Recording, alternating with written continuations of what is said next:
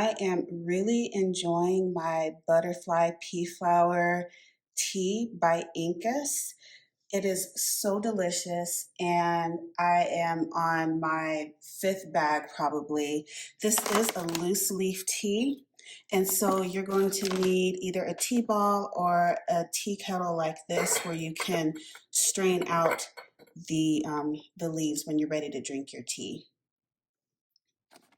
The flowers are dried and they come in broken up chunks like this. The way that I like to prepare my tea is I place about a quarter cup of the leaves into my strainer, and I fill my tea kettle up with about 3 cups of water, so it's enough to share, or I can save some for later. This refrigerates really well. I let this steep for about 3 to 5 minutes before I drink it.